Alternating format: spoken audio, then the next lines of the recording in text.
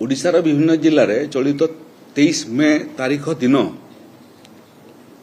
अदिनिया वर्षा मौसुमी वर्षा एवं तार सांगरे सांगरे डिप्रेशन कारण वर्षा जोगु पानी जोगु गुड़िए जिलार धान फसल पनीपरिया फसल और अन्य फसल नष्ट होइतिला। ये खबर पाइला परे 24 तारीख दिन मु संबलपुर थिबा समय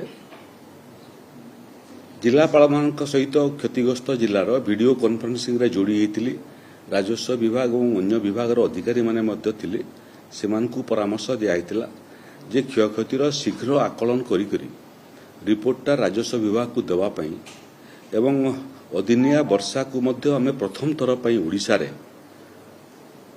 प्राकृतिक विपर्यय भाव में गणना करिवार निष्पत्ति नेइथिलु।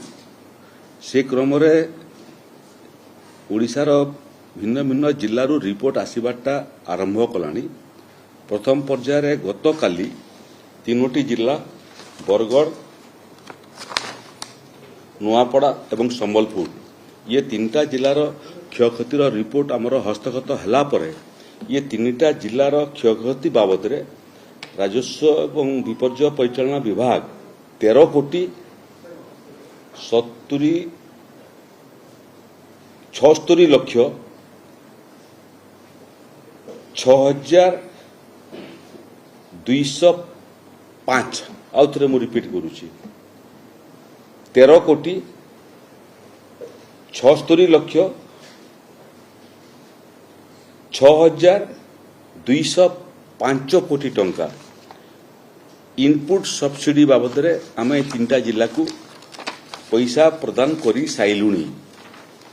से भितरे बरगढ़ जिला को 7 कोटी 55 लक्ष 44,855 कोटी टंका, नुआपड़ा को 3 कोटी 11 लक्ष 57,730 कोटी टंका एवं संबलपुर जिला को 3 कोटी 9 लक्ष 77,400 कोटी टंका सर्वमोट 13 कोटी 76 लक्ष 79,385 कोटी टंका आमे प्रदान करी सारिलुनु। तार आवंटन आरंभ हो जिलापाल 3टा जाक जिलापाल को निर्देश दिया यथाशीघ्र संभवतः 3 दिन भितर ये क्षतिपूरण राशि क्षतिग्रस्त चाषी मान पठाइबा पई अन्य जिला मानकर मध्य रिपोर्ट आसीबाटा आरंभ कलानी।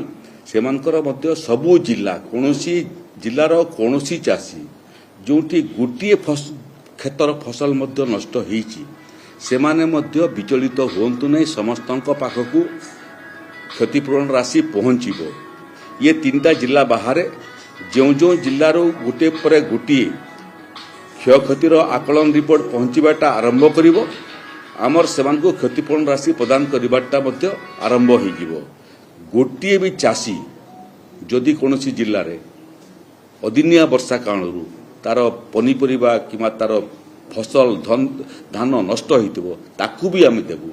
एठी समस्त जिलापाल को निर्देश दिया जे छोट क्षति बड़ क्षति भितर फरक देख नहीं बड़ क्षतिर मध्य क्षतिपूरण देबू मध्यम क्षतिर मध्य क्षतिपूरण देबू छोट क्षतिर मध्य क्षतिपूरण देबू। गोटे जिले में गोटे चाषीर मध्य नष्ट होइतबो ताकू भी क्षतिपूरण देबू। आउ ए बाबद रे विचलित न होआ पई मु ओडिशार चाषी समाज को अनुरोध करुछि जो माने राजनीतिक दल माने याकू राजनीतिक प्रसंग करिया पई चाहुचंती विभिन्न जगार आंदोलनात्मक कार्य पदक्षेप नौचंती से माने राजस्व विभाग अधिकारी मानकू ताकर काम शीघ्र करिवा पई सुजोग दियंतु।